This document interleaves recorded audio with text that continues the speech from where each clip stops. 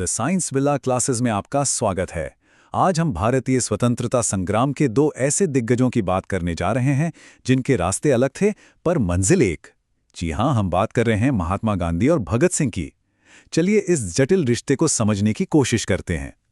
तो सबसे पहला और सबसे बड़ा सवाल यही उठता है, एक का रास्ता था अहिंसा का, दूसरे का क्रांति का। तो क्या हम उन्हें बस एक दूसरे का विरोधी मान ले, या कहानी में कोई और भी परत है? आइए जानते हैं। उनके तरीकों में जमीन आसमान का फर्क था, ये तो हम सब जानते हैं। लेकिन इस बहस में आगे बढ़ने से पहले एक बात साफ कर लेना बेहद जरूरी है कि दोनों की मंजिल एक ही थी। हाँ, पूर्ण स्वराज, यानी भारत की पूरी आजादी।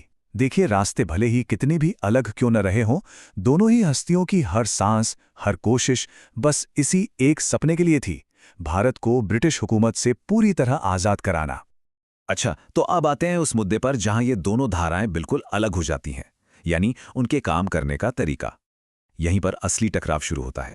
सबसे पहले गांधी जी की बात करते हैं। उनका सबसे बड़ा हथियार था सत्याग्रह। अब ये सत्याग्रह सिर्फ कोई धरना या प्रदर्शन नहीं था, नहीं, ये एक पूरी फिलॉसफी थी।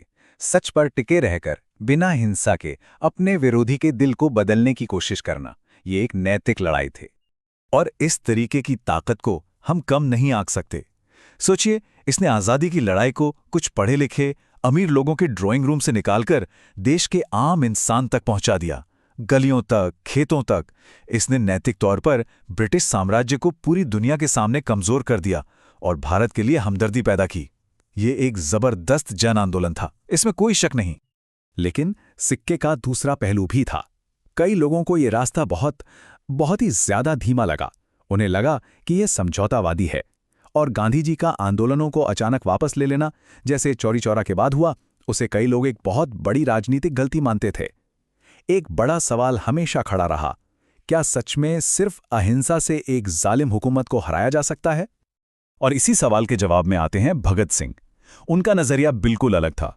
उनका एक मशहूर कॉल है, बहरों को सुनाने के लिए धमाके की जरूरत होती है। उनका साफ मानना था कि सोई हुई अहंकारी ब्रिटिश सरकार को जगाने के लिए एक जोरदार झटके की जरूरत है। और उनके कामों ने वो झटका दिया भी। उनके बलिदान ने खासकर देश के नौजवानों के अंदर एक ऐसी आग जला दी जो बुझने वाली नहीं थी। उनकी शहादत ने पूर्ण स्वराज की मांग को और भी पक्का कर दिया। वो एक नेशनल हीरो, एक लीजेंड बन गए। पर इस रास्ते की भी अपनी मुश्किलें थीं। गांधीवादी और कई दूसरे लोग इसे आतंकवाद कहते थे, और जाहिर है हिंसा से और ज्यादा हिंसा का खतरा तो हमेशा ही बना रहता है। सबसे बड़ी बात यह थी कि ये वो रास्ता नहीं था जिस पर देश की पूरी जनता चल सकती थी। ये कुछ जुनूनी क्रांतिकारियों का रास्ता था, ये एक जन आंदोलन नहीं बन सकता था। तो ये लड़ाई सिर्फ तरीकों की नहीं थी, बल्कि ये लड़ाई थी विचारधारा की।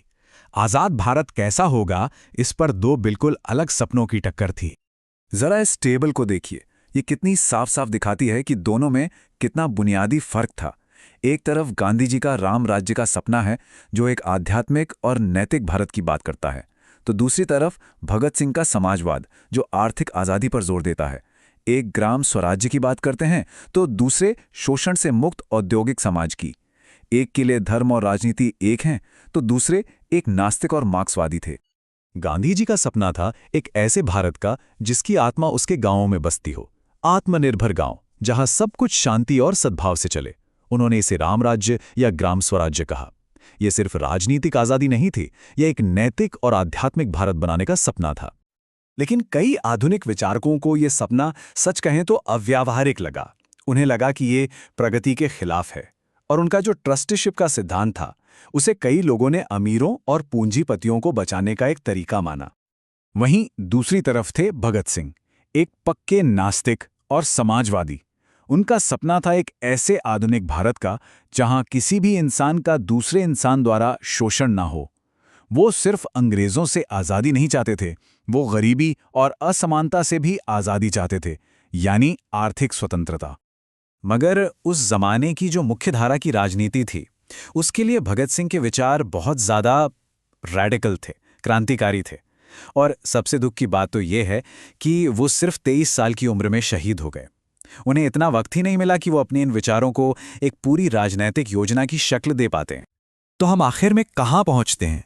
क्या ये दोनों सिर्फ एक दूसरे के विरोधी थे, या फिर इनकी कहानियां, इनकी विरासतें कहीं ना कहीं जाकर एक दूसरे से जुड़ती भी हैं? अगर हम जरा गहराई से सोचें तो शायद वो अनजाने में ही एक दूसरे की मदद कर रहे थे। देखिए, भगत सिंह और क्रांतिकारियों के कामों ने अंग्रेजों पर एक जबरदस्त दबाव बनाया, और इस दबाव का फायदा गांधी और कांग्रेस ने मोलभाव की टेबल पर उठाया।